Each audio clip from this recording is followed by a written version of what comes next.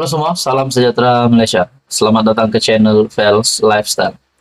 Saudara-saudara, akhirnya hari ini terdapat satu lagi berita yang menyebut nama salah satu bos besar ataupun kepimpinan tertinggi Perikatan Nasional, yaitu Azmin Ali. Sudah pasti Azmin Ali adalah salah satu pemimpin PN ataupun pemimpin politik yang dikenali ramai, yang disanjung ramai juga. Teman-teman, satu artikel dari My Metro menyebut tentang satu case ataupun satu situasi berkaitan dengan fitnah.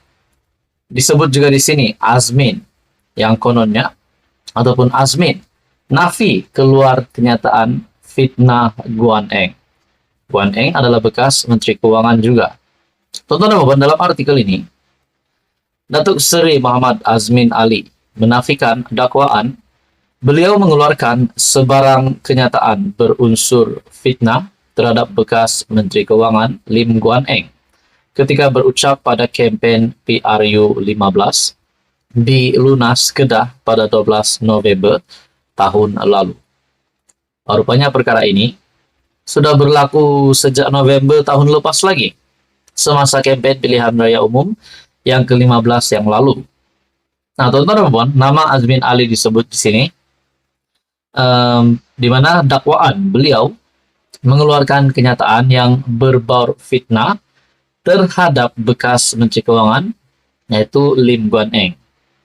Dalam pernyataan pembelaan terhadap saman yang difailkan terhadapnya, Muhammad Azmin menafikan beliau ada menyebut perkataan langsi ketika berucap pada kempen itu dan meletakkan Lim atas beban bukti yang kukuh untuk membuktikan bahwa beliau, yaitu Muhammad Azmin, telah menyatakan perkataan berkenaan.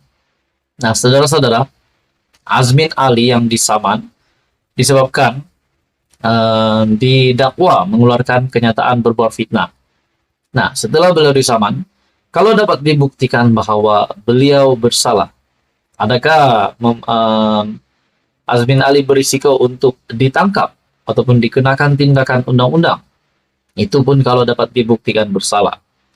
Dalam artikel ini lagi, defendant menegaskan bahwa defendant tidak pernah berniat untuk memfitnah plaintiff, bahkan hanya menyatakan perkara-perkara yang berlaku semasa plaintiff bersama-sama defendant menerajui Kerajaan Pakatan Harapan sejak Mei 2018 sehingga Mac 2020. Kata beliau dalam pernyataan pembelaannya yang difailkan di Mahkamah Tinggi Sungai Petani pada Isnin lalu.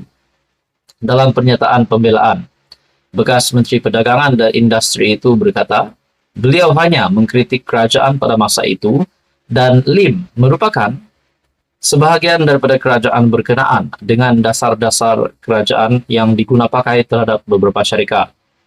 Lim telah memfailkan saman fitnah terhadap Muhammad Azmin pada 17 April lalu. Beliau mendakwa Muhammad Azmin telah membuat kenyataan berbau fitnah terhadapnya dalam satu majlis di Lunas Kedah pada 12 November tahun lalu sebelum PRU 15 yang dihadiri media membuat liputan kempen pilihan raya. Teman-teman, apa komen Anda berkaitan dengan isu ini? Adakah Azmin Ali di sini dapat dibuktikan bersalah ataupun Azmin Ali dapat membela dirinya? Saudara-saudara, teruskan bersama di dalam channel ini untuk info yang seterusnya. Halo semua, tuan-tuan dan bapak yang amat dihormati semua, saudara-saudara yang amat dihormati semua. Bagi Anda yang menonton video ini, peminat politik di Malaysia, tidak kisahlah peminat bahagian kerajaan, peminat di Blok Pembangkang, peminat Perikatan Nasional, penyokong Kerajaan Perpaduan, penyokong Pakatan Harapan, penyokong Barisan Nasional, penyokong Tun Mahathir sekalipun. Ini satu video yang pasti akan mengejutkan Anda. Saudara-saudara, seperti yang kita tahu, terdapat banyak gesaan yang dibuat di dalam dunia politik. Salah satu gesaan yang kita pernah dengar adalah berkaitan dengan, kita juga pernah mendengar berkaitan dengan gerakan untuk menggulingkan Datuk Seri Anwar Ibrahim, menggulingkan kerajaan. Namun sehingga kini Datuk Seri Anwar Ibrahim masih kekal sebagai Perdana Menteri, masih kekal di puncak. Nah, terdapat juga gesaan di bahagian pembangkang pula. Ada beberapa pemerhati politik dan juga ada pemimpin politik sebelum ini membuat kenyataan menggesa PAS untuk masuk kerajaan. Saudara-saudara, sekiranya PAS satu blok dari pembangkang arti PAS masuk kerajaan, nah, makna kata Perikatan Nasional tinggallah bersatu dan juga gerakan, dan rasanya Tun Mahathir. Tapi kita juga tahu baru-baru ini Tun Mahathir dilantik sebagai penasihat bagi 4 negeri Perikatan Nasional ataupun 4 negeri tadbiran PAS. Nah, kita bercakap tentang lantikan Tun Mahathir pula. Ada yang kata, kenapa Tun Mahathir yang dilantik? Kan Perikatan Nasional ada Muhyiddin Yassin. Kan Perikatan Nasional ada Hamzah Zainuddin. Dan kenapa di dalam kepemimpinan PN yang masih ada pemimpin yang besar, berpengaruh, tetapi Tun Mahathir yang bukan ahli parlimen, yang tidak ada kuasa hari ini, yang dilantik menjadi penasihat. Akhirnya beberapa pandangan dari kepimpinan PN sendiri menyatakan mereka mahu pimpinan Tun Mahathir sebagai bekas Perdana Menteri dan juga mempunyai pengalaman yang luas. Tidakkah Muhyiddin Yassin sendiri mempunyai pengalaman yang luas? Kita bercakap tentang lantikan Tun Mahathir. Kita juga berpikir kalau Tun Mahathir kita dapat lihat hari ini diagung-agungkan oleh PAS, pemimpin PAS, tidakkah Muhyiddin Yassin dan juga Hamzah Zainuddin akan tergugat di dalam kepimpinan PAS, kepimpinan PN, maafkan saya. Bagaimana kalau tiba-tiba Muhyiddin Yassin dan Hamzah Zainuddin satu blok bersatu keluar Perikatan Nasional pula dan menyokong kerajaan? Nah, itu pun tidak mustahil juga. Nah, saudara-saudara, gesaan demi gesaan. Ada yang kata PAS patut masuk kerajaan. Ada yang kata bersatu patut masuk kerajaan. Ada juga kata Tun Mahathir perlu rehat, tidak lagi perlu aktif di dalam kancah politik hari ini yang semakin panas hari demi hari. Nah, saudara-saudara, tapi apa yang saya nak puji tentang Tun Mahathir ini, beliau masih lagi kuat perjuangannya ataupun masih lagi kuat mahu menjadi ahli politik yang masih mempunyai pengaruh di Malaysia.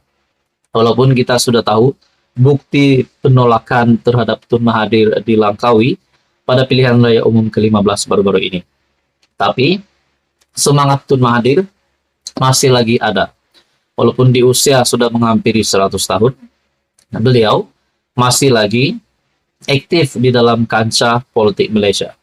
Itu satu kebaikan yang saya lihat, yaitu beliau masih aktif dan masih ingin relevan di dalam dunia politik hari ini.